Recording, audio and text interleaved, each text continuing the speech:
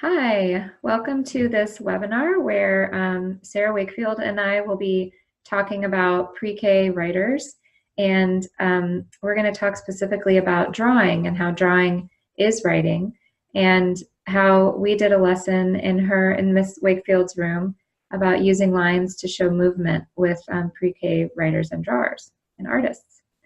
So my name is Katie McKay, and I am a co-director and teacher consultant with the Heart of Texas Writing Project, which is located in Austin, Texas. And I work in schools coaching teachers who have multilingual students in their classrooms. At the school where Sarah Wakefield works, I coach teachers who have refugees specifically in their classrooms.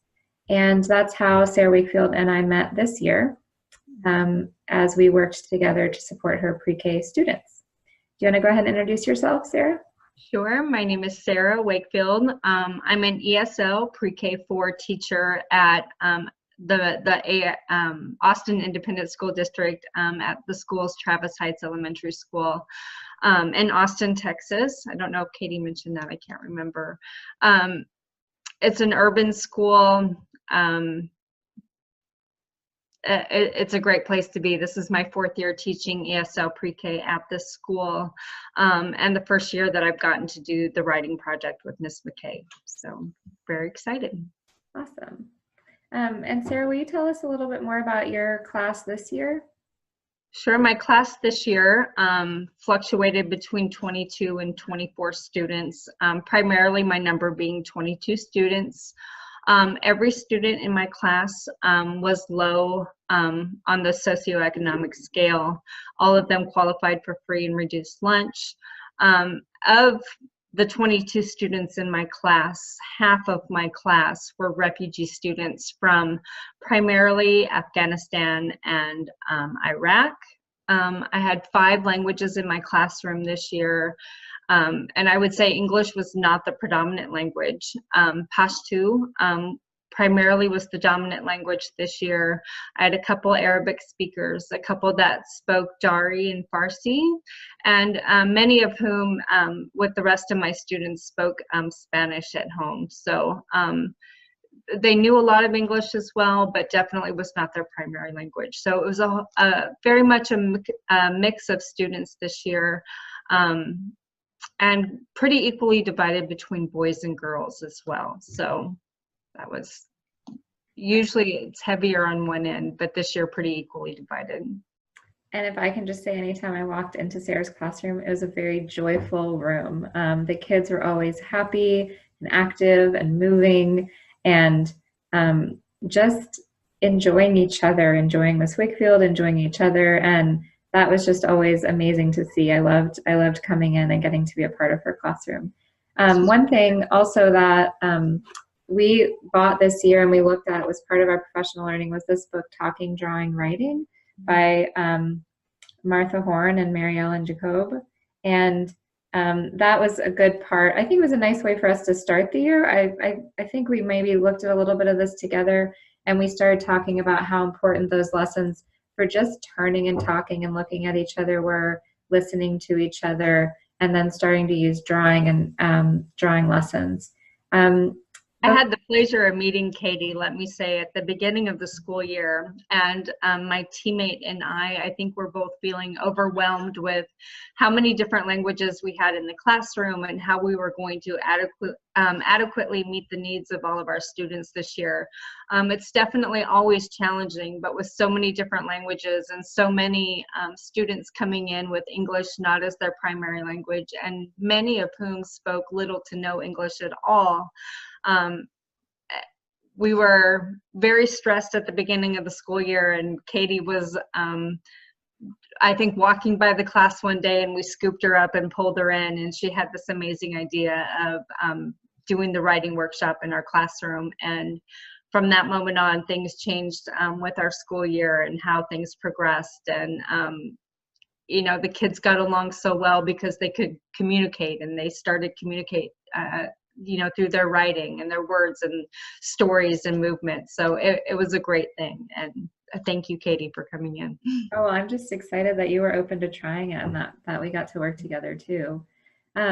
before we actually look at this one specific lesson, Sarah, would you just tell us a little bit about what are a couple of lessons that you did early in the year to get your young writers kind of into routines or getting them going? So definitely at the beginning of the year, it's a lot of introduction of vocabulary and, how to use writing utensils and where the writing utensils go, and that they have a spot and that we have to take care of them. And Katie had the idea of using folders instead of journals, which was fantastic for my class. They really enjoyed having the whole paper to write on. And one of the things that we taught, even before we had the writing in the class, was red means stop and green means go. And we do that when we're walking in the hallway or walking on the sidewalk to recess. And so the kids knew red means stop and green means go, and those are what we chose to do the writing folders with. So we learned how to play with the papers. Like if they were done with a piece of work, they got to move it to the red side, and they knew stop, they were done with that one. And green meant that they were still working on it and that they could come back to it. Those were two of the main things at the beginning of the school year that the kids had to get used to, was that they didn't have to get something on the paper and be done with it, that they could actually come back to it and add the details. And as the lessons progressed, we definitely taught, top, middle, and bottom of the paper, how to use the whole paper. A lot of kids would only choose one color to do their pictures in the beginning, and sorry about that. So we taught them that it's okay to choose a different color or use lots of colors. And another thing was to use shapes. We start at the beginning of the year with drawing self-portraits, and we move into drawing families. And, how can we get that down on paper? We have to go through what body parts there are and how we can draw long hair or short hair. So things that you take for granted as an older adult, or, as an older student even, definitely these kids come in not knowing how to get something down on the paper that they think is appropriate. I think they have concepts in their little minds too of what something should look like, and that it's okay to make mistakes. I show them at the beginning, in my drawing, that my drawings aren't perfect either, and it's okay to make a mistake, and we can start over, we can get a new paper, we can turn the paper over. So it's a lot of those little tiny nuances that maybe we take for granted, that these kids come in not knowing what to do, but through the process we teach them how to get that, and then their drawings become amazing. It's really something to see. Well, that's really helpful, Sarah, because I think we really see that as we look at these student samples. I wouldn't want a pre-K teacher to look at these and get overwhelmed because of how much teaching went into, if you even look at these first samples that we're going to look at more in a minute, look at how many colors there are on the page. And a lot of these kids, like you mentioned, might have started with just one color. Absolutely. And you taught that explicitly, that illustrators can use many colors. Another thing I remember you telling me about was how we struggled with what materials to have out, which utensils to have them use. The markers were getting in the way of the clarity of their writing. And so then I know the last time I was in your room, I saw that you had moved to starting with pencils and then bringing in the other colors a little bit, a few minutes into workshops, so that they would have kind of an outline to their drawings. You can see how much more successful they were in drawing clearly in these two pictures especially. Absolutely. Yeah, no, definitely that became a big thing, where we'd start at the carpet with a clipboard, a piece of paper, and a pencil. And that was kind of getting our idea down on the paper before we had to add those extra details in or think about colors even. We could think about the underlying concept of what they wanted to write about before adding in the other stuff. So that was the learning process for me too, because generally it's give them the bucket of crayons and markers or pencils and let them choose. But really I had to figure out that that was too much for them, and that starting with a pencil and getting them to put their idea down on paper was a better way to start. And then they were excited about going back and adding the details with colors, but they got their concept down on the paper first. And I think you'll see that, and it depends any given year and any teacher exactly how they end up using their tools. But what I like about what you did there is they still got the choice, they still got to use those other tools, but you scaffolded for them when you saw that that really was going to help them as a group. So yeah, it seemed Not to to scare any teachers, but this class did really well with my Sharpies.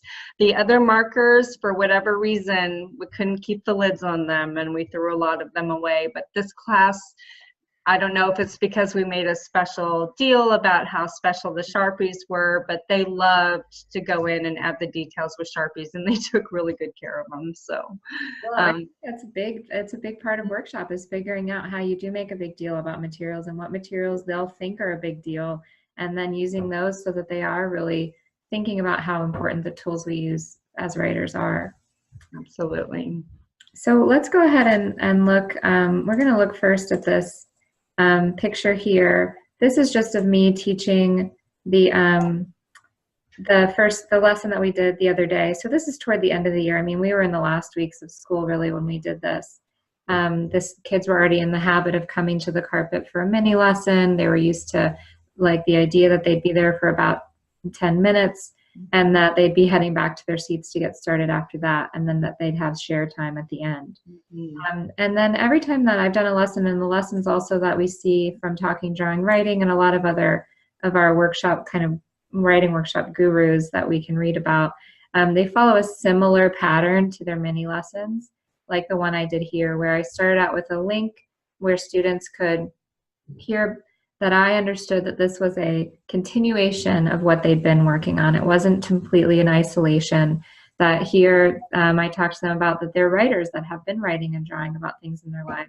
And they really like being called writers. I mean, that was a connection every time they came to the carpet for writing time. To get to call themselves a writer, I think made them feel very important. So that's something that even when you were in the classroom, that's something we still did every day and followed this model also. So great. I'm so glad to hear that, because I think you're right. It is such an important word to be using immediately with them, so that identity isn't growing over time, but it's just that's who we are. That's who we are today already. So then the teaching point, like the lessons you talked about doing, just one simple teaching point, really direct, focused teaching point each time. It helps us keep our mini lessons short, but also it helps the kids to just know this is the one thing I want you to think about today.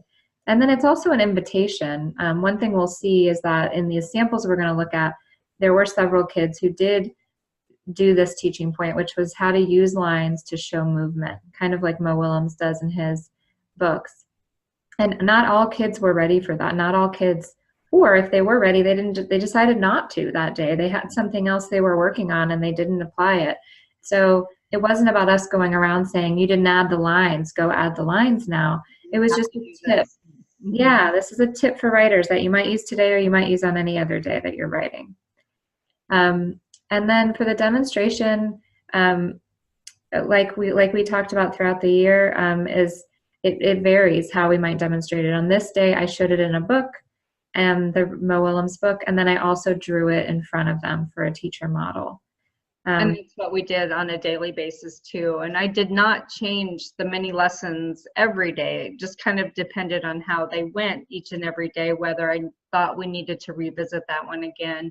Sometimes the concept took, a whole week to accomplish, and, kids wanted to come back to their writings and keep working on it and keep adding details. So it doesn't have to be regimented. It can be somewhat fluid as well. Yeah. For our student engagement, we had the students turn and talk, which was something I know that you did every day for your lessons too, so that they would be able to do that talking piece of writing, which is really oral composition on the carpet with a partner. Did you have them have the same partner all the time they turned to, or is it just anyone near them? No, it was their choice for sure. In the beginning, we started with I paired them up, but towards the end when they were comfortable with each other and, pretty much anybody could talk to anybody in the classroom. This was a pretty special class where they all got along well and were excited to talk. And every couple weeks I changed carpet spots, and so that they would be sitting by different people. But they were really good about turning to, you know, whoever didn't have a partner next to them and having that conversation with them. So Well, I think that's a big credit to you as a teacher too, Wakefield, not just the group, but you're just the joy you bring in the classroom. In this picture, what you see that we're up and we're actually acting it out, and this is a drama-based instruction tool or strategy that we can use. Just acting out really helps with revision and helps with writing. I remember Kamaya here spinning around like a ballerina. This student here with the, I think it's a towel with the dinosaurs on his shirt.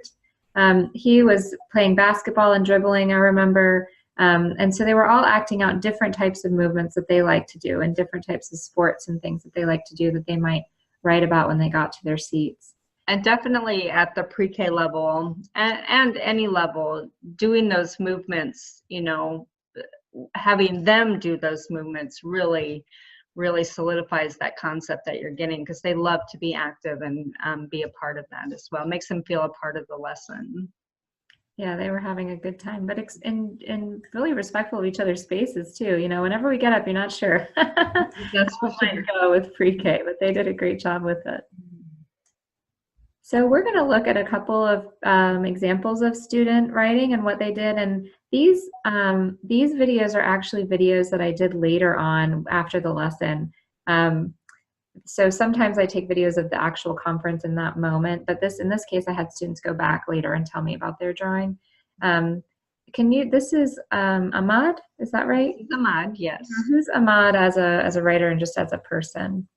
So Ahmad came into the classroom with very limited English skills. He was definitely very active and very animated and excited. He loved dinosaurs and balls, and he was so excited about school. I mean, he definitely came in every day with a smile on his face, and he was excited to be there. His writing in the beginning of the school year was very basic and limited. He was definitely one of the ones that would choose just one color, usually brown or black, and he would be lucky to get one small piece of writing on a paper. So coming in and looking at this video, showing movement and having the whole story to tell with it, you know, definitely I saw him progress as a student when he gained a lot more vocabulary and he could express how he was feeling. But definitely he loved school, and I think was very excited to be able to convey what he was trying to tell us, and that he could come to speak in full sentences, and he had a way to express himself. So, but very much all boy, loved sports and athletics, and anything really, balls and dinosaurs were his thing. And so cool. Well, let's go ahead and watch this, and then we can talk a little bit about it. Okay. Tell me a little bit about what's happening in this awesome drawing that you did. What's happening here? My dad, me, that's my sister. And tell me about, what are you guys doing? Playing basketball, American football, basketball, and football, and a basketball. Yeah. So, tell me about these lines that you have.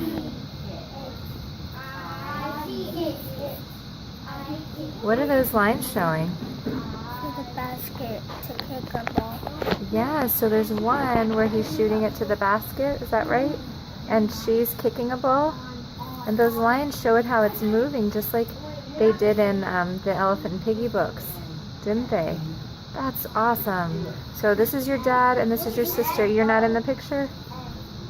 Are you in the picture? Is this you over here? Yeah, is your sister older or younger than you?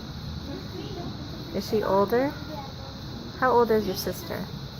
7 years old. She's 7, so she's a little older than you. I can tell because the size, you made her a little bit bigger.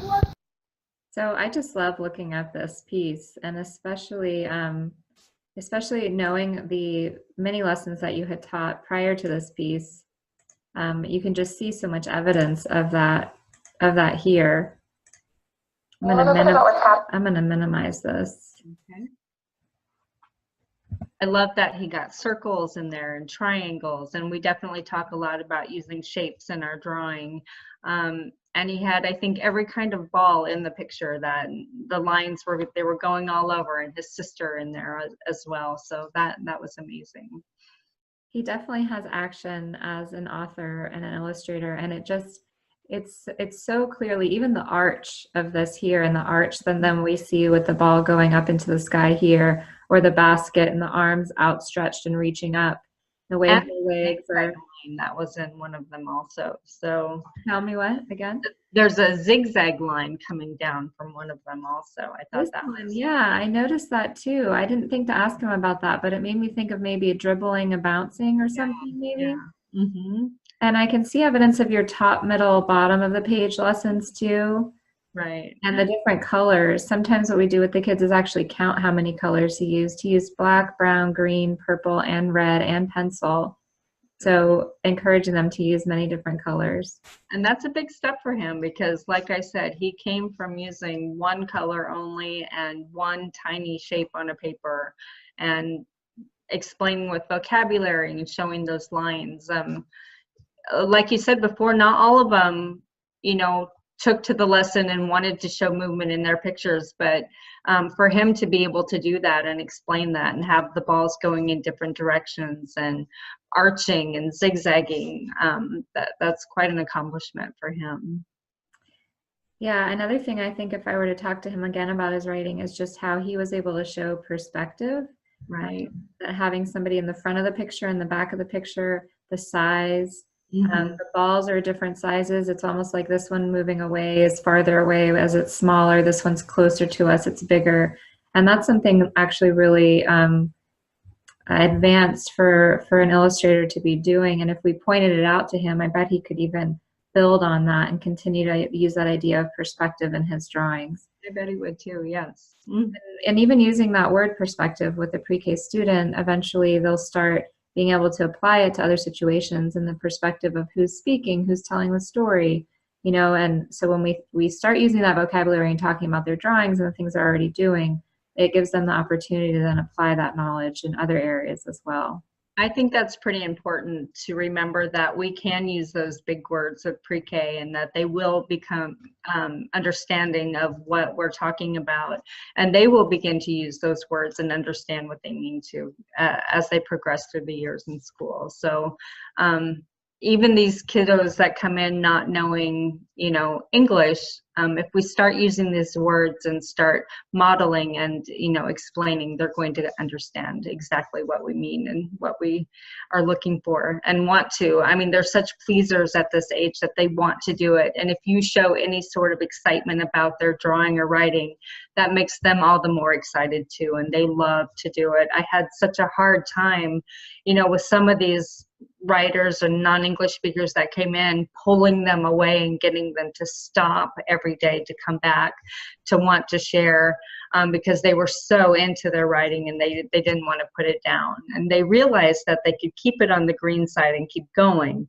but they were just so much into it, and they'd have conversations at their tables and compare drawings. And so getting that vocabulary and conversation was amazing. And these boys that sat together a lot definitely, had these conversations about playing at home and playing in the parking lot of the apartments where they live and with their older brothers and sisters. And so that all plays a part in helping them learn and progress, I think. So definitely.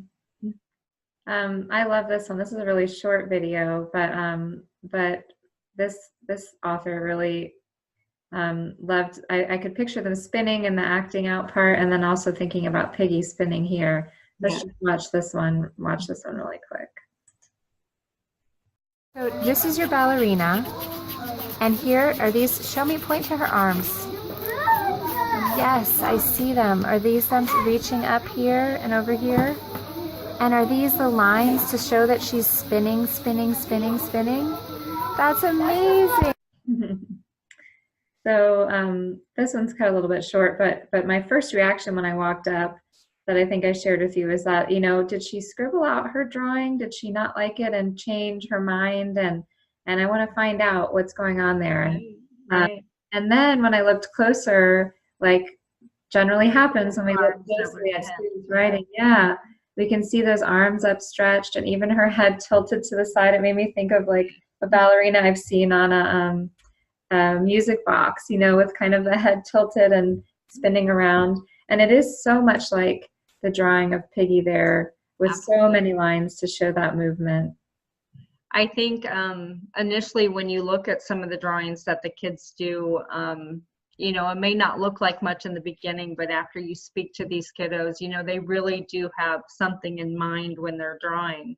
And to get them to explain it, and then you can come to see like the arms and the spinning. I mean, this little girl definitely was a little ballerina herself and loved to dance in the classroom. So I know that's one thing that she really connected with in the book that you shared with them. And then for her to be able to put that on paper is pretty amazing. So. Yeah, I also love the speed to which the fact that she drew it as fast as she did, it was like her hand was spinning with the ballerina over and over and over, and it makes you dizzy, kind of like Piggy. It does, yeah.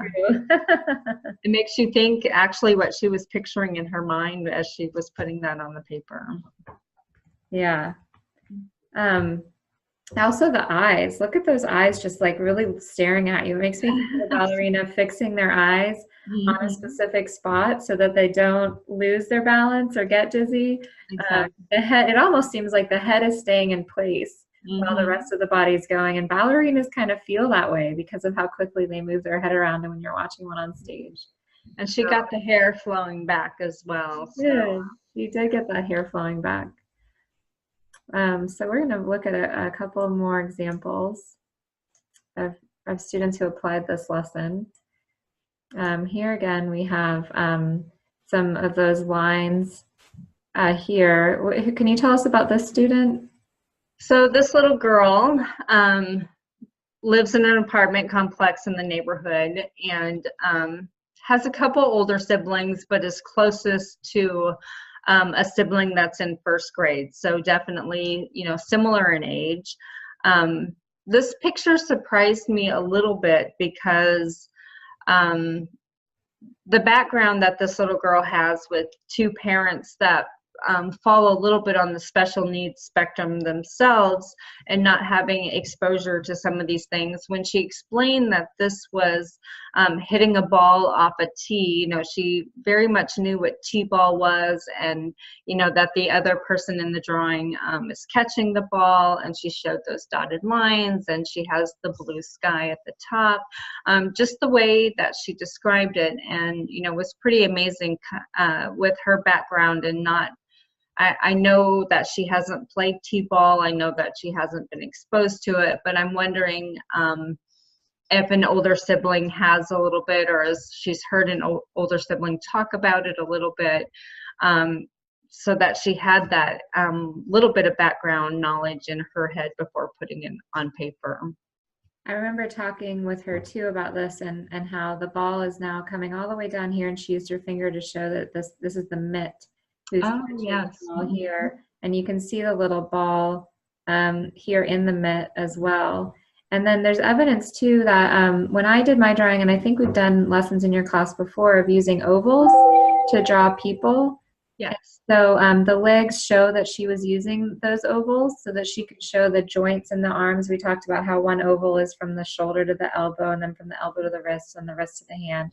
You can see right here the little hand on there. The elbow. I love how she has the legs kind of spread apart to show that one leg is, in front of the other leg a little bit, like you would stand holding a bat.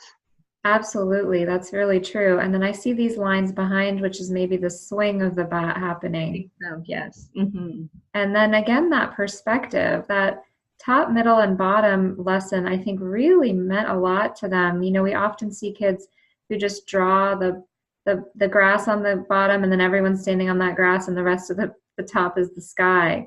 But knowing that they can use the middle of the page there We for talked people. about that a lot, yeah, and that was hard at the beginning for them to understand, but I think as the year progressed, they could really visualize, you know, different parts of the paper, and that some things were closer to you and some things needed to appear further away. And we talked about that a lot, and this class was really receptive to using the whole paper and, you know, wanting to get everything on there. So Absolutely.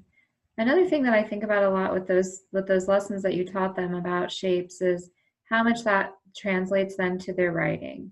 You know, absolutely. I know that as teachers we feel this pressure to move ahead, to move on, move on. So not only are the students already able to compose and to record the stories from their lives immediately in this way without having to wait until they have more concepts of print and of phonetics, but they're also practicing those skills that they will need for when they're ready to add the letters onto the page.